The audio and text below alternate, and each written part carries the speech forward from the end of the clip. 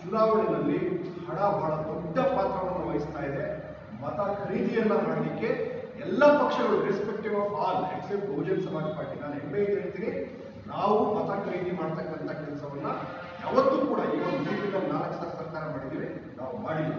ನಮ್ಮ ಪಕ್ಷ ಆನೆ ಗುರುತಿಗೆ ಒಂದು ವೋಟ್ ಕೊಡಿ, ಆನೆ ಗುರುತಿಗೆ ಒಂದು ವೋಟ್ ಕೊಡಿ ಅಂತಾನೆ ಜನರಿಂದಲೇ ವೋಟನ್ನು ಪಡ್ಕೊಂಡು ಜನರಿಂದಲೇ ಹಣನು ಕೇಳಿ ಇವತ್ತು ಒಬ್ಬ ಹೆಣ್ಣುಮಗಳು ಅಕ್ಕ ಮಾಯಾವತಿ 4 ಸಾರಿ ಮುಖ್ಯಮಂತ್ರಿ ಆಗಿರ್ತಕ್ಕಂಥ ಉದಾಹರಣೆ ಇದೆ. ನಾವು ಮತ ಕಳ್ಳತನೂ ಮಾಡಿಲ್ಲ ಬಹುಜನ್ ಸಮಾಜ್ ಪಾರ್ಟಿ, ಮತ ಖರೀದಿನೂ ಕೂಡ ಮಾಡಿಲ್ಲ. ಮತದಾರರಿಗೆ ಮತದಾನದ ಮೌಲ್ಯ, ವೋಟಿನ ಮೌಲ್ಯದ ಬಗ್ಗೆ ಅರಿವು ಮೂಡಿಸಿ, ಸಂವಿಧಾನದ ಬಗ್ಗೆ ಜಾಗೃತಿ ಮೂಡಿಸಿ, ಪ್ರಜಾಪ್ರಭುತ್ವ ವ್ಯವಸ್ಥೆ ಬಗ್ಗೆ ಜಾಗೃತಿ ಮೂಡಿಸಿ ನಾವು ಬಹುಜನ್ ಸಮಾಜ್ ಪಾರ್ಟಿ ರಾಜಕಾರಣ ಮಾಡಿದ್ದೇವೆ. ಹಾಗಾಗಿ ಈ ಸಂದರ್ಭದಲ್ಲಿ ಮತ ಕಳ್ಳತನ ಎಷ್ಟು ಅಪರಾಧನೋ ಮತ ಖರೀದಿ ಕೂಡ ಅಷ್ಟೇ ಅಪರಾಧ ಅಂತಕ್ಕಂಥದ್ದನ್ನ ಬಹುಜನ್ ಸಮಾಜ ಪಾರ್ಟಿ ಹೇಳಲಿಕ್ಕೆ ಬಯಸುತ್ತೆ. ಇದನ್ನು ಕೂಡ ನೈತಿಕತೆ ಇದ್ರೆ ಕಾಂಗ್ರೆಸ್ನವರು ಈ ಕ್ಷಣದಿಂದ ಮುಂದೆ ಬರ್ತಕ್ಕಂಥ ಎಲ್ಲ ಚುನಾವಣೆಗಳಲ್ಲೂ ಮತ ಖರೀದಿಗೆ ಬ್ರೇಕ್ ಆಗ್ತದೆ. ಅವ್ರಿಗೇನೋ ನೈತಿಕತೆ ಇದೆ. ಒಂದು ವೇಳೆ ಮತ ಖರೀದಿ ನಾವು ಮಾಡ್ತೀವಿ, ನೀವು ಮತ ಕಳ್ಳತನ ಮಾಡಬೇಡಿ ಅಂತ ಬಿಜೆಪಿ ಅವರು ಹೇಳಿದ್ರೆ, ಕಾಂಗ್ರೆಸ್ ಕೂಡ ಪರೋಕ್ಷವಾಗಿ ಮತ ಖರೀದಿ ಮುಖಾಂತರ ಕಳ್ಳತನ ಮಾಡ್ತಾ ಇದೆ ಅಂತಲೇ ನಾವು ಭಾವಿಸಬೇಕಾಗುತ್ತೆ ಅಂತ ಹೇಳ್ತಾ, ಈ ಸಂದರ್ಭದಲ್ಲಿ ಕರ್ನಾಟಕಕ್ಕೆ ಸಂಬಂಧಪಟ್ಟಂಗೆ ಒಂದೆರಡು ಪ್ರಮುಖವಾದಂತಹ ವಿಚಾರಗಳನ್ನು ನಾನು ಪ್ರಸ್ತಾಪ ಮಾಡಬೇಕಾಗಿದೆ. 2023ರ ವಿಧಾನಸಭಾ ಚುನಾವಣೆ ಮತ್ತು 2024ರ ಲೋಕಸಭಾ ಚುನಾವಣೆಯಲ್ಲಿ ಈ ರಾಜ್ಯದಲ್ಲಿ ಕಾಂಗ್ರೆಸ್ ಅಧಿಕಾರಕ್ಕೆ ಬರಲಿಕ್ಕೆ ಅತಿ ಹೆಚ್ಚು ಮತದಾನವನ್ನು ಮಾಡಿದಂಥವರು SC/STಗಳು, ಮೈನಾರಿಟಿಗಳು ಮತ್ತು ಮೋಸ್ಟ್ ಬ್ಯಾಕ್ವರ್ಡ್ ಕ್ಲಾಸಸ್. ಆದರೆ ಇವತ್ತು ಸಿದ್ದರಾಮಯ್ಯನವರ ಸರ್ಕಾರ ದಲಿತ ಸರ್ಕಾರ ಅಂತ ಹೇಳ್ತಾರೆ, ದಲಿತರ ಪರವಾದಂಥ ಸರ್ಕಾರ ಅಂತ ಹೇಳ್ತಾರೆ. ರಾಜ್ಯದಲ್ಲಿ 31 ಜಿಲ್ಲೆಗಳಿದೆ, ಆದರೆ ಕೇವಲ 2 ಜಿಲ್ಲೆಗಳಲ್ಲಿ ಜಿಲ್ಲಾಧಿಕಾರಿಗಳಿವೆ SC/ST ಸಮುದಾಯಕ್ಕೆ ಸೇರಿದಂತೆ. ಸುಮಾರು 20ರಿಂದ 30 ಜನ IAS ಅಧಿಕಾರಿಗಳು SC/ST ಸಮುದಾಯಕ್ಕೆ ಸೇರಿದವರು ಎಲಿಜಿಬಲ್ ಇದ್ದಾರೆ DC-ಗಳಾಗಲಿಕ್ಕೆ. ಆದರೆ ಈ ಸರ್ಕಾರ DC-ಗಳನ್ನಾಗಿ SC/ST IAS ಅಧಿಕಾರಿಗಳನ್ನ ನೇಮಕ ಮಾಡ್ತದೆ. ಯಾಕೆ? ನೀವೇನಾದ್ರು ವ್ಯಾಪಾರಕ್ಕೆ ಇಟ್ಟಿದ್ದೀರಾ ಜಿಲ್ಲಾಧಿಕಾರಿಗಳ ಹುದ್ದೆಗಳನ್ನ? ದುಡ್ಡು ಕೊಟ್ಟವರಿಗೆ ಮಾತ್ರ ಜಿಲ್ಲಾಧಿಕಾರಿ ಹುದ್ದೆ ಇರ್ತಲ್ಲ, ಅಥವಾ SC/STಗಳನ್ನ ಉದ್ದೇಶಪೂರ್ವಕವಾಗಿ ನೀವು ಜಿಲ್ಲಾಧಿಕಾರಿ ಸ್ಥಾನಗಳಿಂದ ದೂರ ಇಟ್ಟಿದ್ದೀರಾ ಅಂತ ನಾವು ಕೇಳಬೇಕಾಗಿದೆ. ದಲಿತ ವಿರೋಧಿ ಅಂತ ಹೇಳ್ತಕ್ಕಂತಹ, ಸಂವಿಧಾನ ವಿರೋಧಿ ಅಂತ ಹೇಳ್ತಕ್ಕಂಥ ಬಿಜೆಪಿ ಸರ್ಕಾರ ಕರ್ನಾಟಕದಲ್ಲಿದ್ದಾಗ 11 ಜಿಲ್ಲೆಗಳಲ್ಲಿ SC/ST IAS ಅಧಿಕಾರಿಗಳಿವೆ. ಆದ್ರೆ ದಲಿತರ ಪರ ಅಂತ ಹೇಳ್ತಕ್ಕಂಥ ಏನು ಕಾಂಗ್ರೆಸ್ ಸರ್ಕಾರ ಇದೆ, ಕೇವಲ 2 ಜಿಲ್ಲೆ. ಮುಂದೆ ಒಂದು ಜಿಲ್ಲೆನಲ್ಲಿದ್ರು ಬಹುಜನ್ ಸಮಾಜ್ ಪಾರ್ಟಿ ವಾಯ್ಸ್ ಮಾಡಕ್ಕೆ ಶುರು ಮಾಡಿದ್ಮೇಲೆ ಈಗ ಆ ಸಂಖ್ಯೆ ಒಬ್ಬ ದಲಿತ IAS ಅಧಿಕಾರಿಯನ್ನ ನೇಮಕ ಮಾಡಿದೆ. ಸೊ ಇನ್ನೂ 20ರಿಂದ 25 ಜನ IAS ಅಧಿಕಾರಿಗಳಾಗಿ ಜಿಲ್ಲಾಧಿಕಾರಿಗಳಾಗುವಂತ ಎಲಿಜಿಬಲ್ ಇರುವಂತ ಈ ಸರ್ಕಾರ ಜಿಲ್ಲಾಧಿಕಾರಿಗಳ ಹುದ್ದೆಗಳನ್ನು ನೀಡಿದರೆ ಅವರಿಗೆ ಅನ್ಯಾಯ ಮಾಡ್ತಾರೆ ಅಂತ ಬಹುಜನ್ ಸಮಾಜ ಪಾರ್ಟಿ ಖಂಡಿಸುತ್ತೆ. ಇದ್ರ ಬಗ್ಗೆ ಧ್ವನಿ ಎತ್ತದೇ ಇರ್ತಕ್ಕಂಥ ಎಲ್ಲಾ ಮೀಸಲು ಕ್ಷೇತ್ರಗಳ MLAಗಳು, ಇನ್ಕ್ಲೂಡಿಂಗ್ ಬಡವಳ್ಳಿಯ ಶಾಸಕರಾದಂಥ ಮಾನ್ಯ ನರೇಂದ್ರ ಸ್ವಾಮಿ ಕೂಡ ಇದ್ರ ಬಗ್ಗೆ ಧ್ವನಿ ಎತ್ತದೇ ಇರ್ತಕ್ಕಂಥದ್ದು ತಪ್ಪಾಗಿದೆ. ಇವರು ನಮ್ಮ SC/ST IAS IPS ಅಧಿಕಾರಿಗಳು ಆಗ್ತಾ ಇರ್ತಕ್ಕಂಥ ಅನ್ಯಾಯವನ್ನ ಇವರು ಸರ್ಕಾರದ ಒಳಗಡೆ ಶಾಸಕಾಂಗ ಪಕ್ಷದಲ್ಲಿ ಧ್ವನಿ ಎತ್ತೋದ್ರ ಮುಖಾಂತರ ನಮ್ಮ ಅಧಿಕಾರಿಗಳಿಗೆ ನ್ಯಾಯ ಕೊಡಿಸಬೇಕಾಗಿದೆ ಅಂತ ಹೇಳಿ ನಾನು ಆಗ್ರಹ ಮಾಡ್ತೇನೆ. ಮತ್ತೆ ಸುಮಾರು 8-9 ಇಲಾಖೆಗಳಲ್ಲಿ ಏನು SC/ST ಅಧಿಕಾರಿಗಳಿಗೆ ಪ್ರಮೋಷನ್ ಕೊಡಬೇಕು, ಆ ಪ್ರಮೋಷನ್ ಅನ್ನ ಇವರು ನಿಲ್ಲಿಸಿದ್ದಾರೆ. ಅದರಲ್ಲಿ ಬಹಳ ಮುಖ್ಯವಾಗಿ 2017ರಲ್ಲಿ ಈ ಪದವಿ ಪೂರ್ವ ಕಾಲೇಜಿನ ಸುಮಾರು 80 ಜನ SC/ST ಉಪನ್ಯಾಸಕರಿಗೆ ಪ್ರಾಂಶುಪಾಲರುಗಳಾಗಿ ಬಡ್ತಿ ಕೊಡಬೇಕಾಗಿದೆ 2016ರಲ್ಲಿ.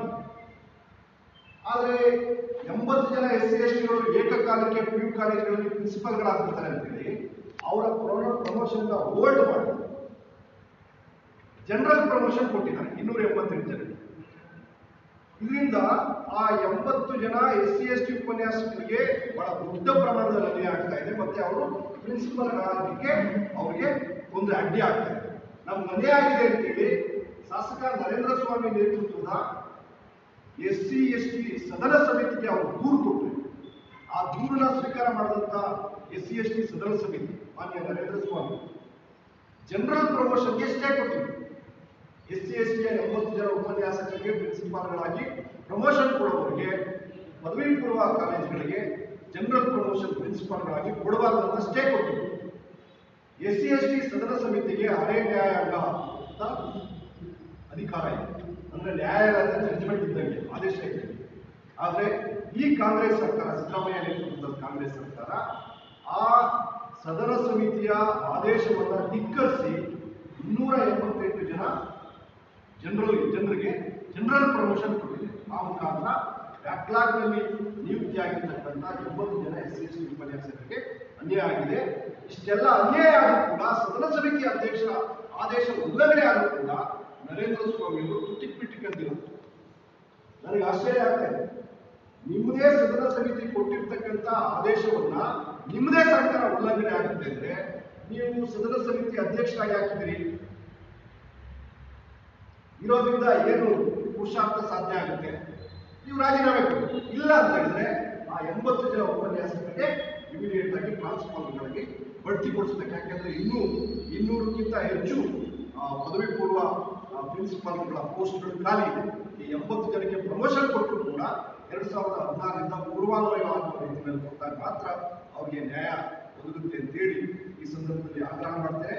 ಮತ್ತೆ KJ ಜಾರ್ಜ್ ಮಾನ್ಯ ಮುಖ್ಯಮಂತ್ರಿಗಳ ಆಪ್ತ ಇಂಧನ ಸಚಿವ, ಅವರ ಇಲಾಖೆಯಲ್ಲಿ 160 ಜನ SC ST ಅಸಿಸ್ಟೆಂಟ್ ಇಂಜಿನಿಯರ್ಗಳಿಗೆ ಪ್ರಮೋಷನ್ ಕೊಡಬೇಕಾಗಿದೆ. ಆ 160 ಜನ ಬ್ಯಾಕ್ಲಾಗ್ ರಿಕ್ರೂಟರ್ಗೆ ಇವತ್ತವರೆಗೂ ಪ್ರಮೋಷನ್ ಕೊಟ್ಟಿಲ್ಲ. ಇದು SC STಗಳಿಗೆ ಮಾಡ್ತಾ ಇರ್ತಕ್ಕಂಥ ಬಹಳ ದೊಡ್ಡ ದ್ರೋಹ ಈ ಸರ್ಕಾರ. ಇನ್ನು ಕೃಷಿ ಇಲಾಖೆಯಲ್ಲಿ 50 ಜನರಿಗೆ ಅಸಿಸ್ಟೆಂಟ್ ಡೈರೆಕ್ಟರ್ ಇಂದ ಡೆಪ್ಟಿ ಡೈರೆಕ್ಟರ್ ಆಗಿ ಪ್ರಮೋಷನ್ ಕೊಡಬೇಕು, ಅವರಿಗೆ ಕೊಟ್ಟಿಲ್ಲ. BPR, ಸಾರಿಗೆ ಇಲಾಖೆ, ಪೊಲೀಸ್ ಇಲಾಖೆಗಳಲ್ಲಿ ರೋಸ್ಟರ್ ಮೇಂಟೈನ್ ಮಾಡದೇನೆ ಸಾವಿರಾರು SC ST ಅಧಿಕಾರಿಗಳು ಪ್ರಮೋಷನ್ ಇಲ್ಲದೆ ಕೊಡುವಂತಹ ಪರಿಸ್ಥಿತಿ ನಿರ್ಮಾಣ ಆಗಿದೆ. ಸೊ ಬಹುಜನ್ ಸಮಾಜ್ ಪಾರ್ಟಿ ಈ ಮೀಸಲು ಕ್ಷೇತ್ರಗಳಿಂದ ಗೆದ್ದಿರ್ತಕ್ಕಂಥ SC ST MLA ಎಂಪಿಗಳು ಜೊತೆಗೆ ಈ ಸರ್ಕಾರದಲ್ಲಿ 6 ಜನ ಈಗ ಮಿನಿಸ್ಟರ್ ಇದ್ದಾರೆ, SCಗಳು 6 ಜನ. ಈಗ ರಾಜಣ್ಣನ ಹೊರಗಡೆ ತೆಗೆದ್ರೆ ಇನ್ನೂ 6 ಜನ ಕ್ಯಾಬಿನೆಟ್ ಮಿನಿಸ್ಟರ್ಗಳಿದ್ದಾರೆ. D Parameshwar, C Mahadevappa, KH Muniyappa, ಮತ್ತೆ ಸತೀಶ್ ಜಾರಕಿಹೊಳಿ, ಅಬಕಾರಿ ಸಚಿವ RV ತಿಮ್ಮಾಪುರ್, ಮತ್ತೆ ಕನ್ನಡ ಮತ್ತು ಸಂಸ್ಕೃತಿ ಇಲಾಖೆ ಸಚಿವ ಶಿವರಾಜ್ ತಂಗಡಗಿ, ಪ್ರಿಯಾಂಕ್ ಖರ್ಗೆ, ಇವರೆಲ್ಲ ಬಹಳ ದೊಡ್ಡ ದೊಡ್ಡ ಹೆಸರಿರುವಂತವರು ಕ್ಯಾಬಿನೆಟ್ ಅಲ್ಲಿ ಸೀನಿಯರ್ ಲೀಡರ್ಸ್ ಇವರು. ಆದ್ರೆ SC STಗಳ ಅಧಿಕಾರಿಗಳಿಗೆ ಪ್ರಮೋಷನ್ ಕೊಡ್ತಾ ಇಲ್ಲ. ಇದ್ರ ಬಗ್ಗೆ ತುಟಿಕ್ಬಿಟ್ಟಿಕ್ಕಂತ ಒಂದ್ ಕಡೆ SC ST ಅಧಿಕಾರಿಗಳಿಗೆ ಪ್ರಮೋಷನ್ ಕೊಡ್ತಾ ಇಲ್ಲ, ಇನ್ನೊಂದ್ ಕಡೆ ಕಳೆದ 2.5 ವರ್ಷಗಳಿಂದ SC ಆಯೋಗಕ್ಕೆ ಅಧ್ಯಕ್ಷರೇ ನೇಮಕ ಮಾಡಿಲ್ಲ. SC ಆಯೋಗ, SC ಕಮಿಷನ್ ಇನ್ ಕರ್ನಾಟಕ ಡೆಡ್ ಇದ್ದು ಸತ್ತಂಗೆ. ಅಲ್ಲಪ್ಪ, SC ದಲಿತ ಪರ ಸರ್ಕಾರ ಬಂದು 2.5 ವರ್ಷ ಅಧಿಕಾರ ಆಗ್ತಾ ಇದೆ. ಇವತ್ತಿನವರೆಗೆ SC ಕಮಿಷನ್ಗೆ ಯಾಕೆ ನೀವು ಅಧ್ಯಕ್ಷ ನೇಮಕ ಮಾಡಿಲ್ಲ? ಈ ಪ್ರಶ್ನೆನ ನಮ್ಮ 52 ಜನ MLAಗಳು, ಮೀಸಲು ಕ್ಷೇತ್ರಗಳಿಂದ ಗೆದ್ದಿರೋರು, ಪ್ಲಸ್ ಕ್ಯಾಬಿನೆಟ್ ಮಂತ್ರಿಗಳಾಗಿರೋರಿಗೆ ನಾನು ಕೇಳ್ತಾ ಇದ್ದೀನಿ. ಯಾಕೆ ಸಿದ್ದರಾಮಯ್ಯ ಕಂಡ್ರೆ ನಿಮಗೆ ಈಗ ಬಿಜೆಪಿಯವ್ರಿಗೆ ಒಂದು ಆರೋಪ ಇದೆ, ನರೇಂದ್ರ ಮೋದಿ ಮುಂದೆ ಇವರು ಗಡಗಡ ಅಂತ ನಡುತ್ತಾರೆ, ಬಾಯಿ ತೆರೆಯಲ್ಲ. ಈಗ ಇವ್ರಿಗೇನಾದ್ರು ಸಿದ್ದರಾಮಯ್ಯ ಆ ಥರ ಕಾಣಿಸ್ತಾವ ಅಂತ SC ST MLAಗಳಿಗೆ, ಮಿನಿಸ್ಟರ್ಗಳಿಗೆ. ಸಿದ್ದರಾಮಯ್ಯನಿಗೆ ಅವ್ರಿಗೆ ನಮ್ಮ SC ST ಸಮುದಾಯಗಳಿಗೆ ನಿಮ್ಮ ಸರ್ಕಾರದಲ್ಲಿ ಇಷ್ಟೆಲ್ಲ ಅನ್ಯಾಯ ಆಗ್ತಾ ಇದೆ, 90% ಜನ ವೋಟ್ ಹಾಕಿದ್ರೆ ನಿಮಗೆ ನಮ್ಮ ಸಮುದಾಯ ನಮಗೆ ಪ್ರಶ್ನೆ ಮಾಡ್ತಾರೆ, ನೀವು ಯಾಕೆ ಅನ್ಯಾಯ ಸರಿಪಡಿಸಬಾರ್ದು ಅಂತ ಹೇಳೋ ಶಕ್ತಿ ಇರಬೇಕು. ಕೇಂದ್ರದಲ್ಲಿ ನರೇಂದ್ರ ಮೋದಿ ಹೇಗೋ ಹಾಗೆ ಕರ್ನಾಟಕದಲ್ಲಿ Siddaramaiah SC ST ಮಿನಿಸ್ಟರ್ಗಳಿಗೆ, SC ST MLAಗಳಿಗೆ Siddaramaiah ಮುಂದೆ ಬಾಯಿ ಬಿಡಕ್ಕೆ ಆಗ್ತಾ ಇಲ್ವಾ ಅಂತ ನಾನು ಕೇಳಿ ಬಯಸ್ತೇನೆ.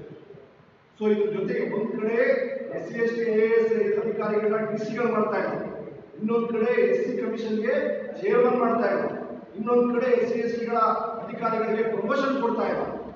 ಇನ್ನು ಹೊರತುಪಡಿಸಿದ್ರೆ ಸಾಮೂಹಿಕವಾಗಿ SC STಗಳಿಗೆ ದ್ರೋಹ ಮಾಡ್ತಿದ್ದಾರೆ. ಹೇಗೆ ಅಂದ್ರೆ SCP TSP ಹಣವನ್ನ, ಸಾವಿರಾರು ಕೋಟಿ ಹಣವನ್ನ ಇವತ್ತು ಗ್ಯಾರಂಟಿ ಯೋಜನೆಗಳಿಗೆ, ಇತರ ಯೋಜನೆಗಳಿಗೆ ಡೈವರ್ಟ್ ಮಾಡ್ತಾರೆ. ಈ ವರ್ಷ ಸುಮಾರು 12,900 ಕೋಟಿ, ನಿಯರ್ಲಿ 12,900 ಕೋಟಿ ಅಂದ್ರೆ 13,000 ಕೋಟಿಯನ್ನ ಇವತ್ತು ಈ ವರ್ಷ ಗ್ಯಾರಂಟಿ ಯೋಜನೆಗಳಿಗೆ ಡೈವರ್ಟ್ ಮಾಡ್ತಾ ಇದ್ದಾರೆ.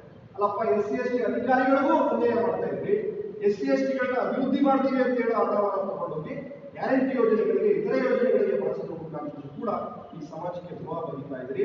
ಇದನ್ನ ಬಹುಜನ್ ಸಮಾಜ ಪಾರ್ಟಿ ಸಲ್ಲಿಸಲ್ಲ. ಮುಂದಿನ ದಿನಗಳಲ್ಲಿ ಈ ಬೀದಿಗಿಳಿದು ಹೋರಾಟ ಮಾಡ್ತಕ್ಕಂಥ ಕೆಲಸವನ್ನು ನಾವು ಮಾಡ್ತೇವೆ.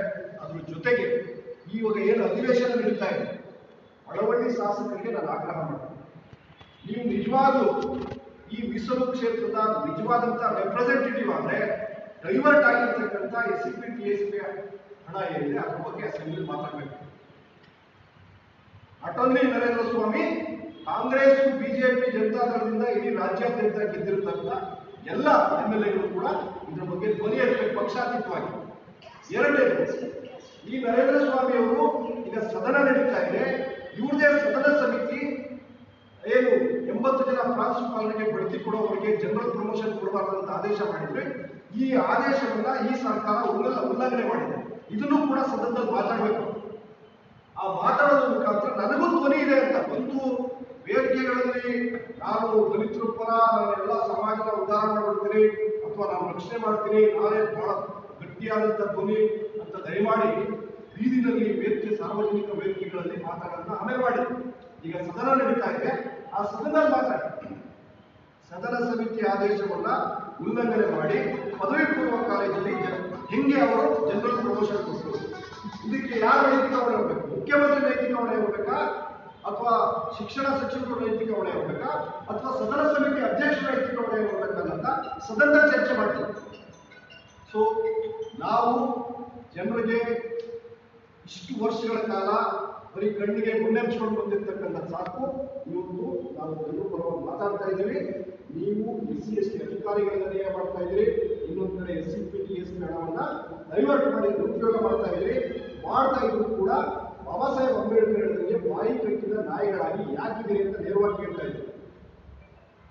ಮಾನ್ಯ ನರೇಂದ್ರ ಸ್ವಾಮಿಯಿಂದ ಹಿಡಿದು ಪ್ರಿಯಾಂಕ ಖರ್ಗೆ ಅವರಿಗೆ ಎಲ್ಲ SC/ST ಮಿನಿಸ್ಟ್ರುಗಳು, SC/ST MLAಗಳು ಇರೆಸ್ಪೆಕ್ಟಿವ್ ಆಫ್ ಪಾರ್ಟಿ ಇದನ್ನ ಮಾತಾಡಬೇಕಂತ ಹೇಳಿ ನಾನು ಈ ಸಂದರ್ಭದಲ್ಲಿ ಆಗ್ರಹ ಮಾಡ್ತೀನಿ.